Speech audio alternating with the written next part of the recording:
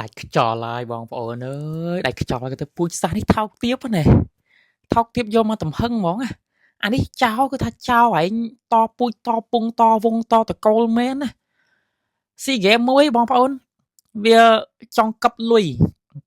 ដែលរដ្ឋាភិបាលទម្លាក់ណាវាចែកគ្នាស៊ីចាយអស់ទៅស្បីតែ logo ក៏អត់មានលុយធ្វើដែរ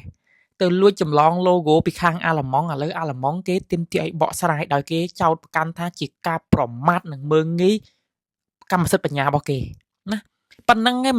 មិនអស់ចិត្តណាលួចដីខ្មែរហើយមិនអស់ចិត្តទៀតឥ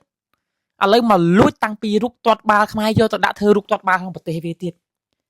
ហើយវាសំខាន់វាលួចហើយវាអត់ចេះកែទៀតណាមើលផ្លាក sponsor sale card គូលេនវឌ្ឍនៈប៉ុណ្ណាណីណាបងប្អូនហើយសួរខ្មាស់គេទេដល់ពេលយ៉ាងខ្មាស់គេដែរអត់ពូជសាសមួយដែលអូតាខ្លួនឯងស៊ីវិល័យខ្លួនឯងទំនើបហើយដល់ទៅពេលសំបីតែអញ្ចឹងក៏លួចគេដែរនេះហើយអន់ម៉េះមើលផ្ដាំផ្ញើទៅពួកជនជាតិថៃមើលមិនដែររដ្ឋាភិបាលឯងណាអញ្ចឹងហី